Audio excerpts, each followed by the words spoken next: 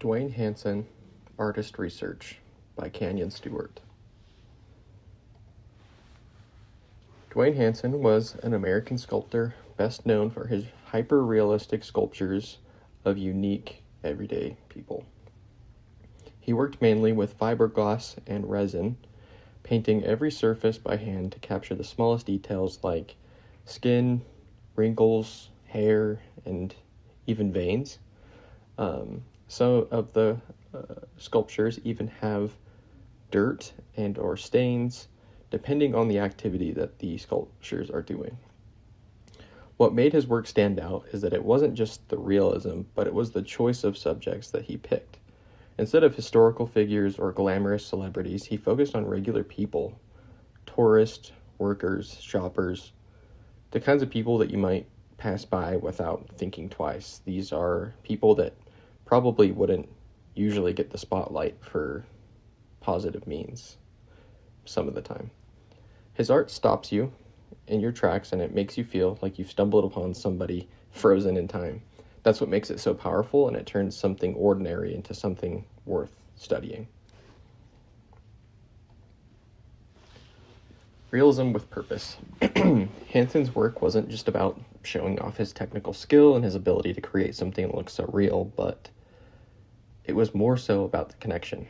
His sculptures fit within movements like pop art and photorealism, but there was more to understand. Instead of just being loud and attention-grabbing, they drew you in slowly, making you spend time with them. The writer Douglas Copeland compared Hanson's work to selfie culture today, where we are surrounded by endless images of people online, but most of them are polished and curated, where Hanson's figures are raw and unfiltered, and they capture a moment that feels really honest. For example, this one. This is a woman going through the grocery store, and she still has curlers in her hair, and she's covering it up with a bandana. It's something that's very normal. And in a way, his sculptures almost predict the way we view people now, except for his approach has more weight and depth, where social media images fade from imagery or fade from memory instantly, and his work lingers in your mind. I remember the first time I saw one of his works, and when I saw him on the list of these works for this class, I instantly recognized it because I remember the impression that his work made on me originally. Shifting focus. Early on in his career, Hanson made dramatic protest pieces. They were addressing big issues like war, racism, poverty, and they were intentionally meant to provoke a reaction. But over time, he shifted toward quieter subjects, ordinary people doing ordinary things. This wasn't a step back from social commentary, but instead it was a more subtle approach. He began using live models, studying them closely, and translating their presence into his sculpture. He captured small human details, a tired expression, a slouching posture, a hand resting in a pocket, and these moments didn't demand attention, they earned it. And that shift toward his belief that sometimes the most meaningful statements aren't shouted, they're whispered. His perspective. In a 1989 interview, Hanson explained that he wasn't trying to shock or impress anybody. His goal was to reflect life exactly as he saw it. He was patient and deliberate, working slowly to get every element right. These sculptures took time, and I guarantee that you can tell based on the level of detail and skill that goes into each one. And the sculptures often wore real clothing, taken straight from the person he modeled, and the painting process could take up to weeks to achieve the right tones and textures. One of his most famous pieces, The Bodybuilder, as you can see here, at first glance, it's exactly what it says. A muscular man in a competition stance, right after he's just gotten done working out.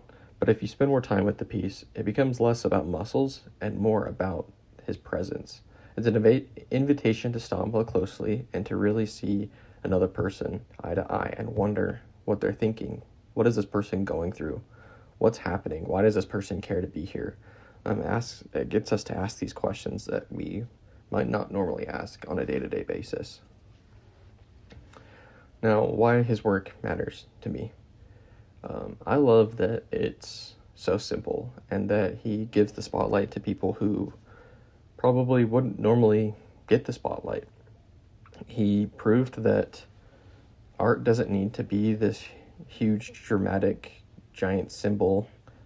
But in a way, he reinforced that because these people do represent what was popular and famous at the time. It's kind of given its a second life now that we've spent some time with these sculptures. We can see, where we were and, maybe some things that we want to avoid and maybe some things that we want to get back in our culture. And that's just really interesting. And it's cool that this art can still get us to wonder about how we're doing as a society and how we can do better. And that's something that I really want to channel and embody within my own work, that the idea of authenticity matters more than just flashiness. And Hanson's pieces really make you pause and think and ask yourself what's going on, and I really think that's what's important.